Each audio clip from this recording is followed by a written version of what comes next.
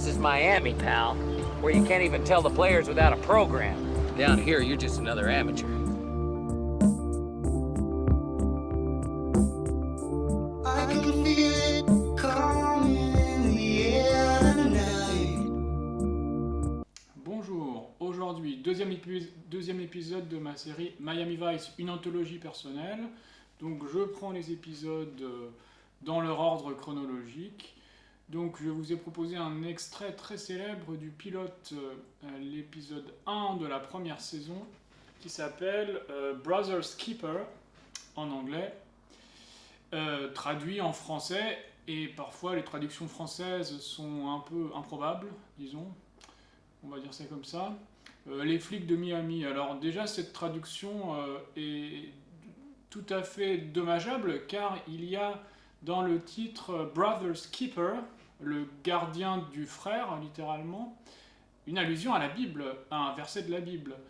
Le verset numéro 9 du chapitre 4 de la Genèse, dans l'histoire de Caïn et Abel. Lorsque Caïn a tué son frère et que Dieu demande à Caïn « Où est ton frère ?», Caïn lui répond « Am I my brother's keeper ?» Suis-je le gardien de mon frère ? Et le titre du premier épisode de Miami Vice est donc un clin d'œil, une allusion à ce verset de la Genèse qui prend sens par rapport à l'épisode de la série. Donc c'est le premier épisode où Tubbs et Crockett se rencontrent. Et qu'est-ce qui se passe ? Eh bien, ce qui se passe, c'est qu'ils perdent tous les deux leur frère. Dans le cas de Tubbs, son frère biologique, qui est tué par le trafiquant de drogue Calderon. Dans le cas de Crockett, son frère d'armes, on peut dire, son coéquipier qui meurt au début de l'épisode dans une voiture piégée. Donc, c'est pour ça que le thème de la fraternité va jouer un rôle important dans cet épisode. Finalement, Tubbs et Crockett perdent chacun leur frère biologique d'un côté, frère d'armes de l'autre, et ils vont, au terme de certaines péripéties, parce que ça ne va pas être immédiat, ils vont s'adopter l'un et l'autre comme frères, parce qu'ils sont liés par ce trafiquant Calderon qui sera tué eh bien, quelques épisodes plus tard.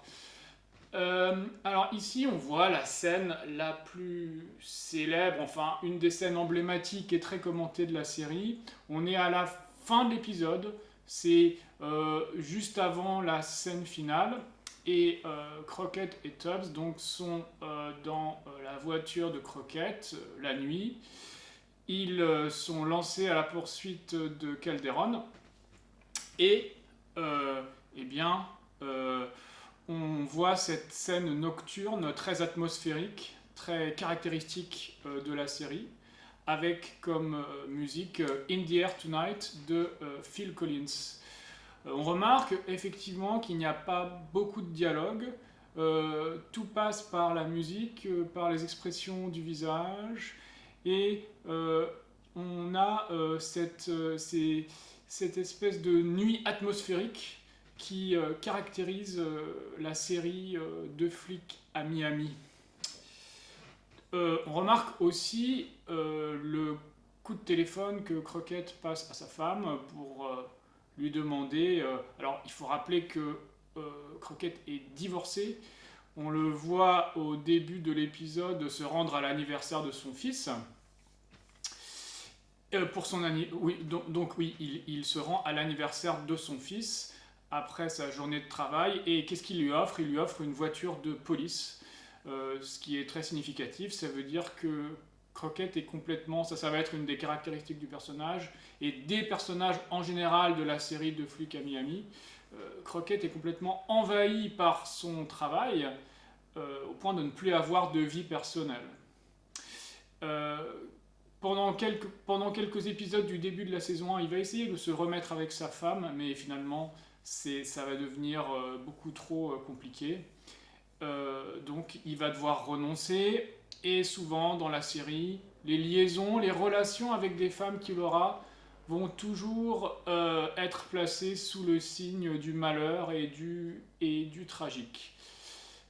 Eh bien, je crois que je vais m'arrêter là pour aujourd'hui et je vous dis à bientôt pour une autre vidéo de ma série Miami Vice, une anthologie personnelle.